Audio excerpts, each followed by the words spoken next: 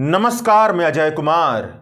यह बात जग जाहिर है कि राम मंदिर परियोजना भाजपा की चुनावी गोलबंदी का नतीजा है। उस अनैतिक राजनीति का नतीजा है जिसने संविधान की सीमाओं को तोड़कर धर्म के सबसे सतही स्वरूप को अपनी चुनावी गोलबंदी के लिए चुना। क्योंकि धर्म का सबसे गहरा स्वरूप तो यह कहता है कि राम कण कण में बसे हैं, सर्वव्यापी हैं, करुणा के सागर हैं, त्याग के प्रतीक हैं, अहंकार से मुक्त हैं, दयालु हैं, नैतिक हैं, मर्यादाओं में रहने वाले हैं।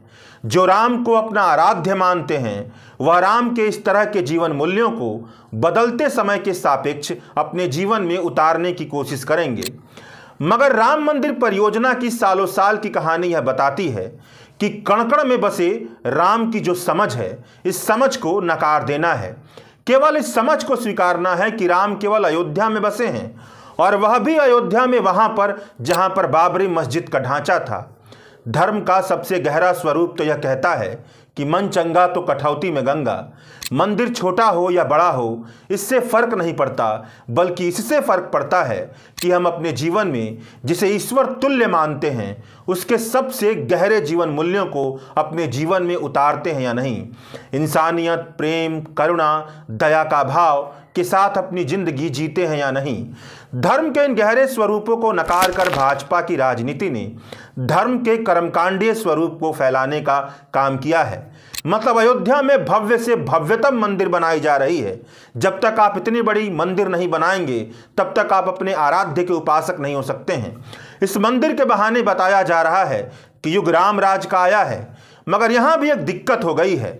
राम मंदिर प्राण प्रतिष्ठा के इस कर्मकांडीय परियोजना की आलोचना वे सर्वोच्च संत कर रहे हैं जो हिंदू धर्म के कर्मकांडीय पक्ष के आधिकारिक तौर पर सबसे ऊंचे पदों पर विराजमान हैं, जो ऋग्वेद, सामवेद, यजुर्वेद और अथर्ववेद यानी वेदों और शास्त्रों के मुताबिक हिंदू धर्म की व्याख्या को अपनाते हैं, जो भारत के चारों कोनों में मौजूद हिंदू धर्म के मठों के सबसे सर्वोच्च गुरु हैं, जिन्हें शंकराचार्य कहा जाता है।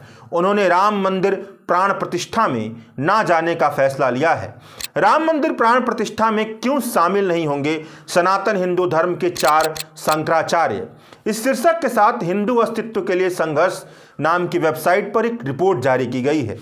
इस रिपोर्ट में लिखा है कि अयोध्या में 22 जनवरी को नए राम मंदिर में रामलला की प्राण प्रतिष्ठा होनी तय की गई है। प्राण प्रतिष्ठा कार्यक्रम में मुख्य यजमान, अंग्रेजी में कहें तो चीफ होस्ट के तौर पर प्रधानमंत्री नरेंद्र मोदी की भागीदारी ने शंकराचार्यों के बीच चिंता पैदा कर दी है। शंकराचार्यों का मानना है कि मुख्य यजमान का अधिकार प्रधानमंत्री नरेंद्र मोदी को देने का मतलब है कि इस आयोजन में प्रधानमंत्री नरेंद्र मोदी को सबसे आगे रखा जाएगा। प्रधानमंत्री नरेंद्र मोदी को मुख्य आयोजन का अधिकार देना सनातन शास्त्रों द्वारा निर्धारित पारंपरिक अनुष्ठानों को कमजोर करता है। राम मंदिर अभिषेक के लिए लोगों के बीच उत्साह जगाया जा रहा है, मगर राम मंदिर प्राण प्रतिष्ठा में सनातन हिंदू धर्म के 4 सर्वोच्च गुरु शामिल नहीं होने वाले हैं, यानी 4 शंकराचार्य शामिल नहीं होने वाले हैं।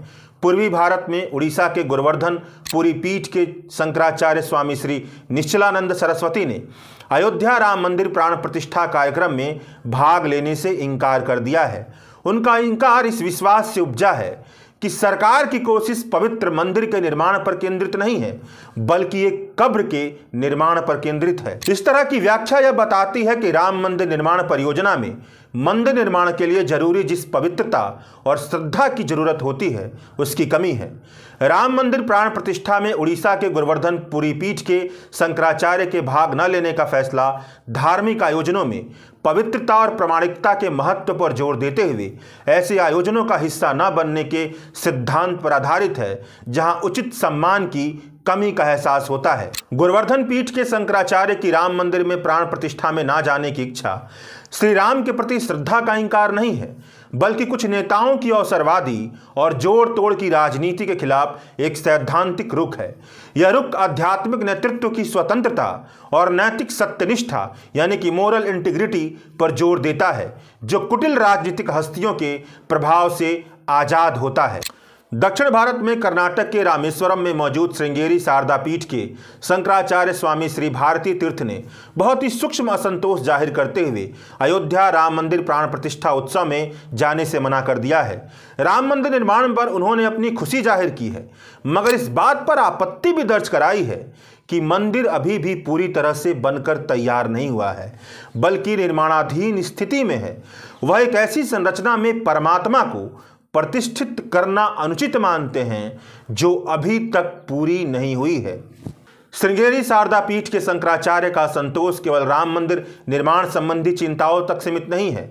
उन्होंने अन्य सम्मानित हस्तियों के साथ राम मंदिर के संबंध में अदालत में सबूत भी पेश किए थे। तो उनका यह कहना है कि राम मंदिर ट्रस्ट ने उनसे या उनके प्रतिनिधियों से सलाह तक नहीं मांगी है। श्रृंगेरी मठ के शंकराचार्य ने सरकार पर दोहरे चरित्र का आरोप लगाया है। उनका तर्क है कि सरकार राम मंदिर के निर्माण का कामकाज करने की बजाय राजनीतिक फायदे के लिए हिंदू भावनाओं का शोषण कर रही है। श्रृंगेरी मठ के शंकराचार्य का यह बयान सरकार के इरादों और धार्मिक समुदाय के समग्र कल्याण के प्रति प्रतिबद्धता के बारे में व्यापक संदेह को जाहिर करता है। पश्चिम भारत के द्वारका शारदा पीठ के शंकराचार्य श्री स्वामी सदानंद सरस्वती ने भी कई महत्वपूर्ण चिंताओं का हवाला देते हुए राम मंदिर प्राण प्रतिष्ठा में भाग नहीं लेने का फैसला किया है। पश्चिम भारत के शंकराचार्य ने प्राण प्रतिष्ठा के समय की आलोचना करते हुए कहा कि शास्त्रों के मुताबिक पौष के अशुभ माह में देवताओं में प्राण प्रतिष्ठा करना अनुचित माना गया है। उनका प्रस्ताव यह है कि श्री रामनवमी भगवान राम का शुभ जन्म दिवस है। यह राम मंदिर में प्राण प्रतिष्ठा का सबसे उचित और सही समय होगा। शंकराचार्य स्वामी सदानंद सरस्वती का कहना है कि इस समय जो प्रतिष्ठा हो रही है उसका मूल कारण राजनीति है। रामनवमी के दौरान चुनाव आचार संहिता लागू रहेगी।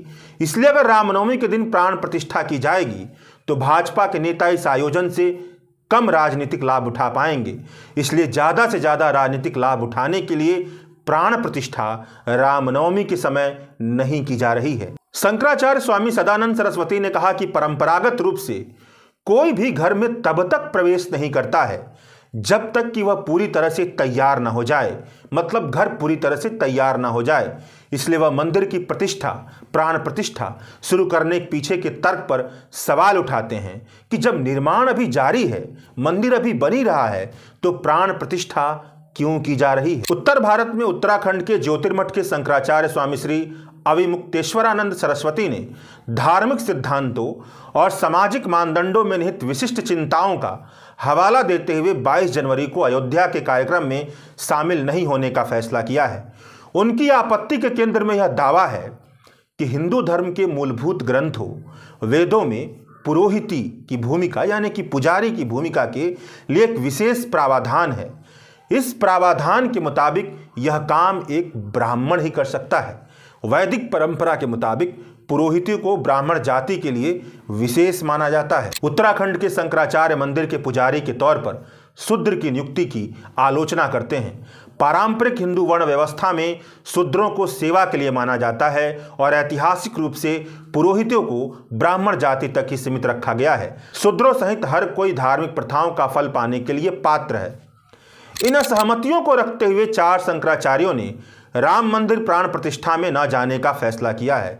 इन असहमतियों पर यह कहा जा सकता है कि जो राम मंदिर को एक राजनीतिक परियोजना मानते हैं, संविधान सम्मत जीवन शैली को अपनाते हैं, धर्म को अगर मानते हैं तो उसके सबसे गहरे स्वरूप को मानते हैं, वह शंकराचार्य की इन असहमतियों पर सहमत नहीं होंगे। मगर शंकराचार्य की इन असहमतियों से यह निष्कर्ष निकलता है कि भाजपा की पूरी राम मंदिर परियोजना केवल और केवल अपने चुनावी फायदे से जुड़ी हुई है। भाजपा ने धर्म के सबसे गहरी सीखों और स्वरूपों को तो बहुत पहले से ही नकार दिया है। राम मंदिर निर्माण के नाम पर सालों साल तक सांप्रदायिक भावनाओं को उकसाया है, सांप्रदायिक भावनाओं की बुनियाद पर अपनी चुनावी गोलबंदी का रास्ता बनाया है। और जब राम मंदिर में प्राण प्रतिष्ठा हो रही है तो यहाँ भी दिख रहा है कि राम मंदिर की पूरी परियोजना केवल और केवल भाजपा के चुनावी फायदे से जुड़ी हुई है। शुक्रिया। द वायर के और वीडियोस देखने के लिए सब्सक्राइब करें और बेल आइकन पर क्लिक करें। स्वतंत्र पत्रकारिता की आर्थिक मदद करने के लिए डिस्क्रिप्शन में दिए गए लिंक पर जाएं और अपनी राशि चुनें।